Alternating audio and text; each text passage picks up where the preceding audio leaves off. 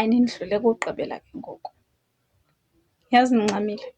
So into eyenzekayo izolo elinye omnye umakhelwane wam uthi umakhelwane kum ucela ukuthi ndifike kuye izolo since kuzoba ne-long weekend sizobraya. Ndithi ke mna okay no akho ngxaki.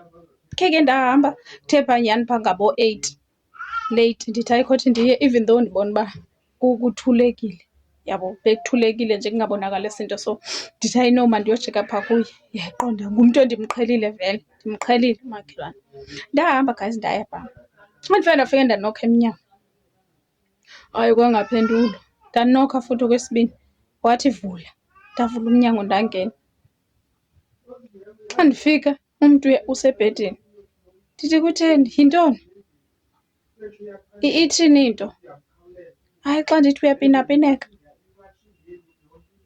Uyapinapineka ebhedini eduze kwakhe kugcwele amapilisi.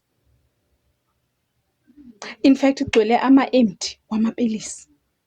Ndambuza kwenzeka ntoni? Wazondixelela ukuthi ufumanise ukuthi umntu wakhe umtshithele. So ekumtshitheleni kwakhe umntu kusho ukuthi fanele ukuthi asele amapilisi kuphela ipati kwaphela, kufanele kuphele nobomi xa ketshithelwe yena. Kuphela ipati kuphela ubomi bakhe. For umntu akangamazi noba uphila mpiloni, zithini ii-plans zakhe for yena. Uyomfela, uyofela umfana.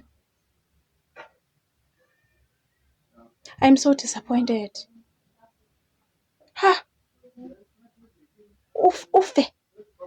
Ufe. Lo mntu uyasebenza, unendlu yakhe, unemoto yakhe.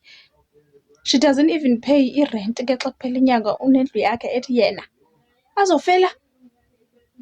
Hayibo.